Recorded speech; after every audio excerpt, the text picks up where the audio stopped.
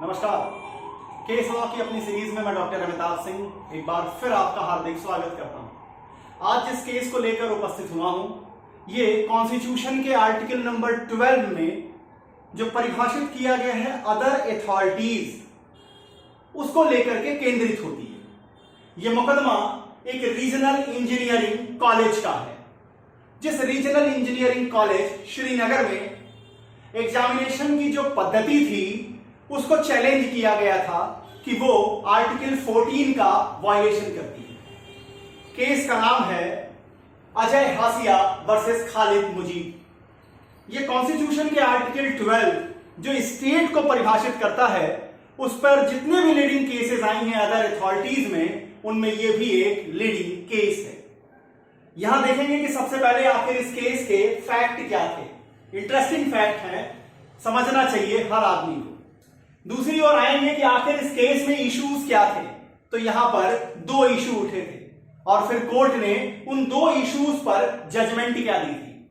और सबसे बाद में जो मेन कमेंट होगा कि आखिर इस जजमेंट का डायमेंशन क्या है, किन डायमेंशंस को ये टच करती है और कैसे आगे चलकर वर्तमान जो सरकार इस समय है उसने इस फैसले को, अगर हम कहें एक दूसरे एंगल से जब आप देखेंगे, दूसरा चश्मा लगा के देखेंगे, तो इस फैसले की बहुत सारी चीजों को इस सरकार ने इंप्लीमेंट किया हुआ है। इसको देख लेंगे। सबसे पहले शुरू करते हैं कि आखिर अजय हासिया वर्सेस खालिद मुजीब का ये डिसीजन क्या था, फैक्ट क्या थे, कैसे चीजें आगे बढ़ी। पूरा मामला क्या है?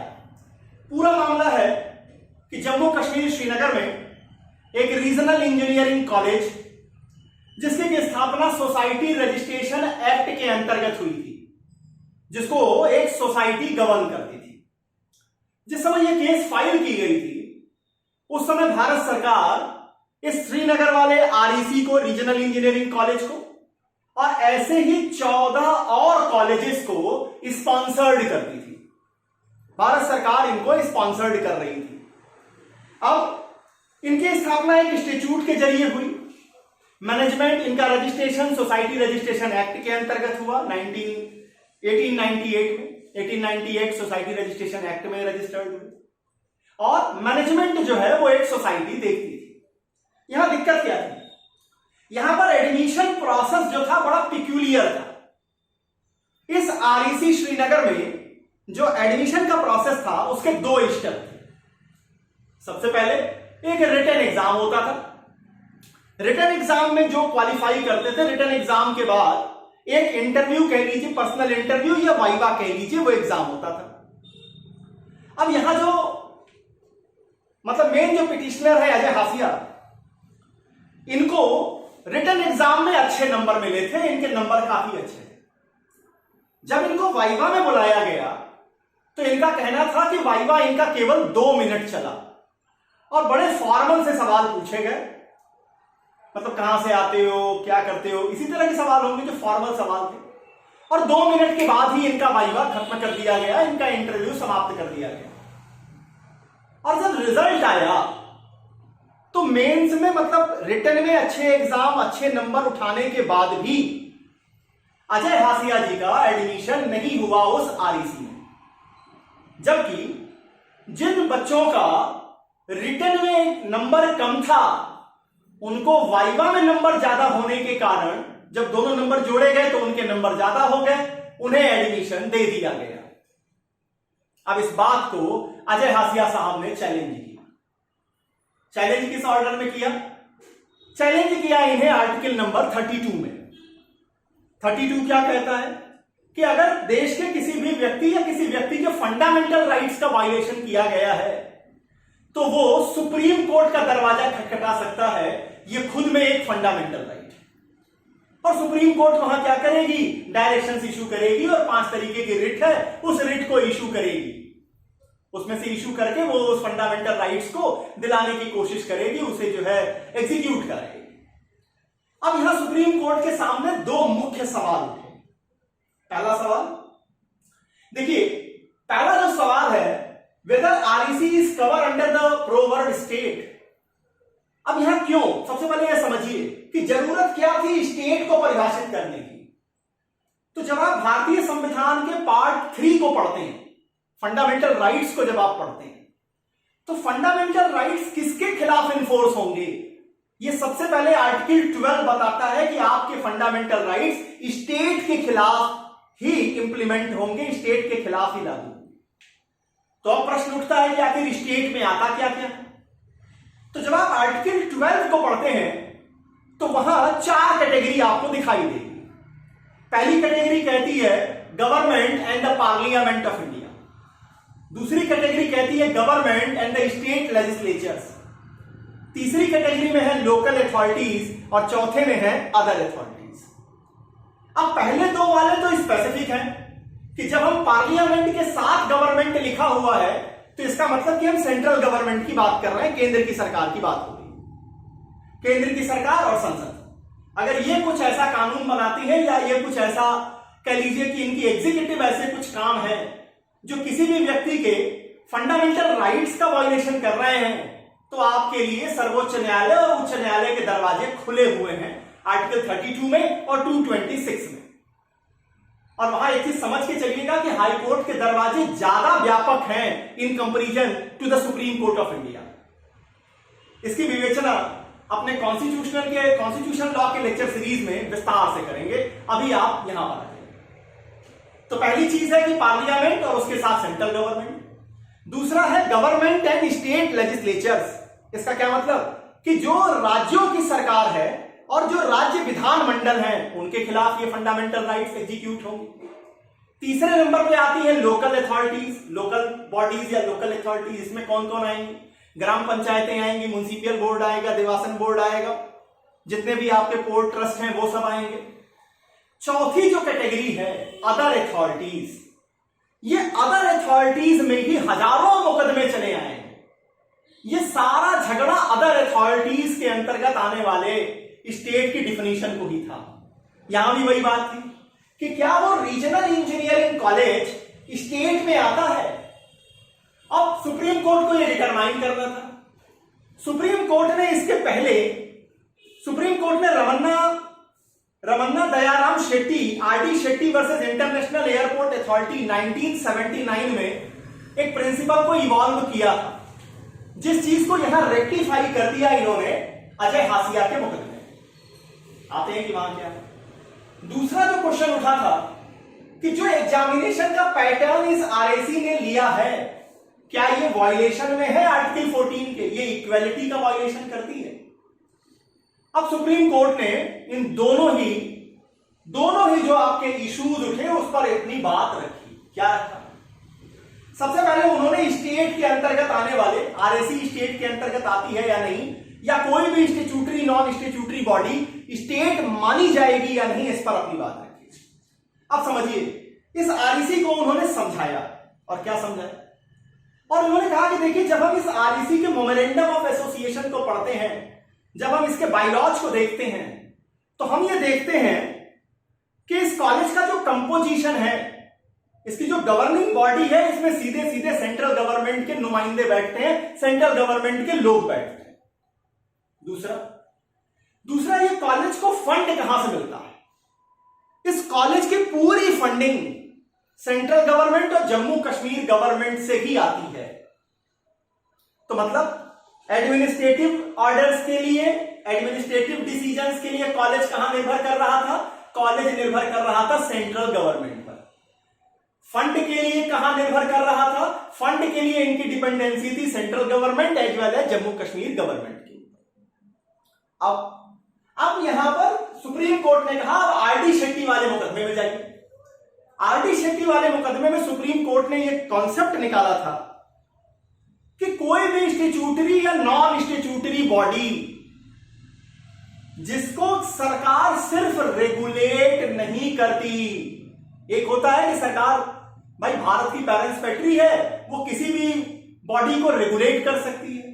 तो यहां रमन शेट्टी के केस में, आरडी शेट्टी के केस में सुप्रीम कोर्ट ने यह कहा कि कोई भी स्टैट्यूटरी या नॉन स्टैट्यूटरी बॉडी जिसको सेंट्रल गवर्नमेंट सिर्फ रेगुलेट नहीं करती, बल्कि उसका जो कंट्रोल है वो डोमिनेंट नेचर का है, वो परवेसिव नेचर का है, और ये जो बॉडी है, चाहे वो स्टैट्यूटरी हो या नॉन स्टैट्यूटरी, अगर अपने फंड्स के लिए, अगर अपने एडमिनिस्ट्रेटिव डिसीजंस के लिए पूरी तरह से सरकार पे निर्भर है, तो फिर उस स्टैट्यूटरी या नॉन स्टैट्यूटरी बॉडी को हम स्टेट के ही प्रेरोगेटिव में शामिल करेंगे।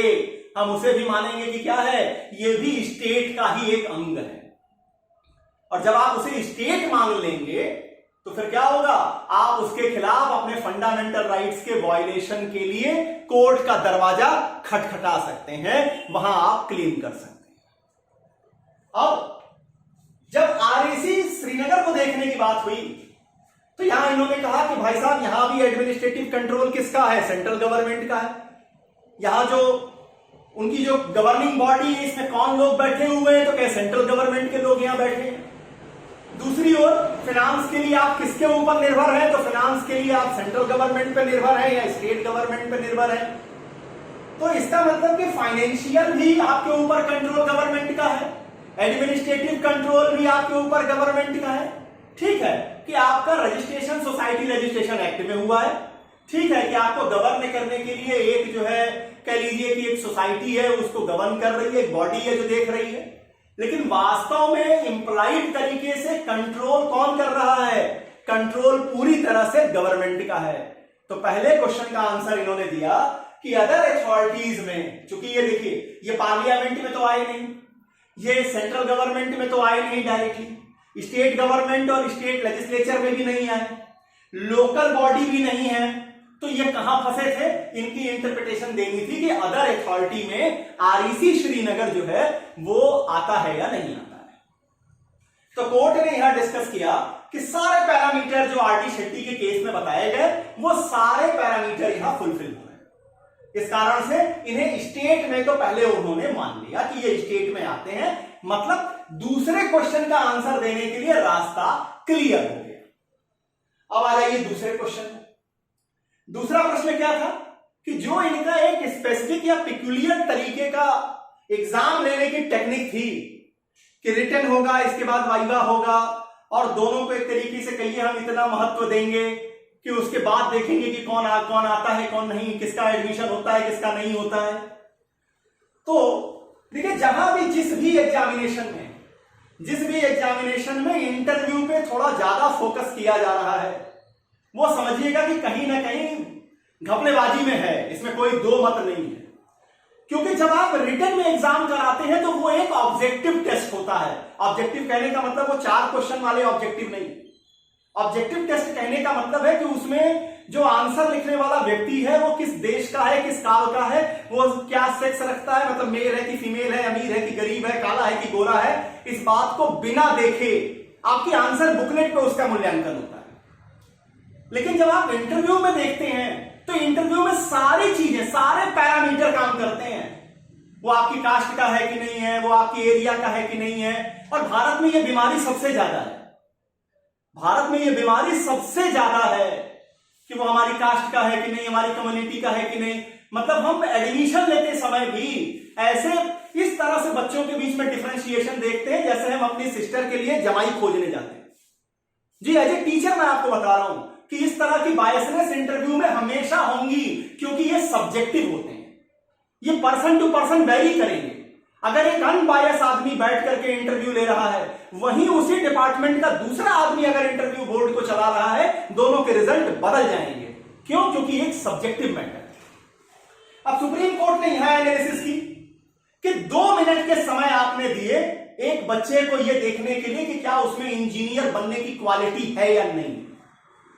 अब सुप्रीम कोर्ट ने कहा कि 2 मिनट में आपके पास ऐसे कौन से ज्ञान चक्षु थे कि आप ये समझ गए कि ये बंदा इंजीनियरिंग नहीं कर सकता है या उसकी कैपेबिलिटी नहीं रखता है। और दूसरा कि जो आप फॉर्मल टाइप के जो आपने क्वेश्चन 2 मिनट में पूछे, भाई क्या पूछेंगे। देखिए एक मजाक के रूप में आपके सामने रख रहा हूं, किसी भी इंटरव्यू बोर्ड में अगर आपको किसी को सेलेक्ट करना है तो सबसे आसान सवाल क्या है, उसके पिताजी का नाम पूछ लीजिए कि भाई अपने पिताजी का नाम बताओ, बता देगा, सबको पता है उसके पिताजी का क्या नाम है। और अगर आपको किसी को सेलेक्ट नहीं करना है तो दुनिया का सबसे कठिन सवाल पूछ दीजिए, इंटरव्यू बोर्ड में जो बैठा है वो पूछ दे मेरे पिताजी का नाम बताओ, तो अब वो कुछ भी बताए, कतवारू राम बताए, कुछ भी बताए, हमेशा गलत होगा, कह दो गेट आउट, इंटरव्यू खत्म।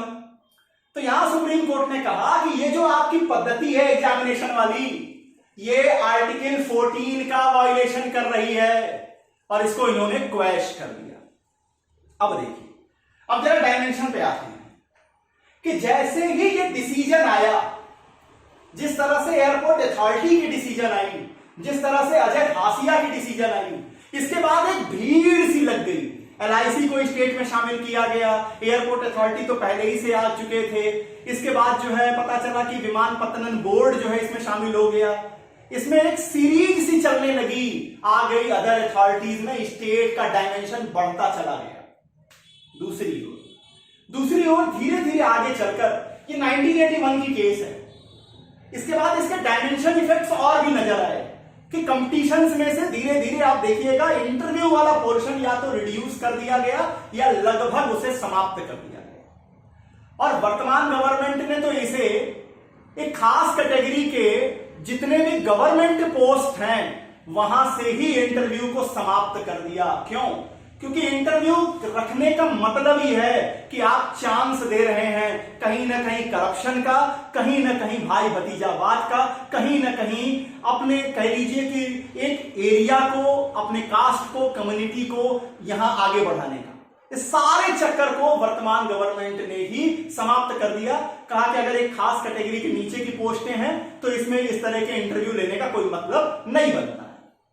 तो यहां अजय हासिया का जब आप केस पढ़ें तो अजय हासिया के केस में यह चीज रखिएगा कि यहां दो इशू उठे थे।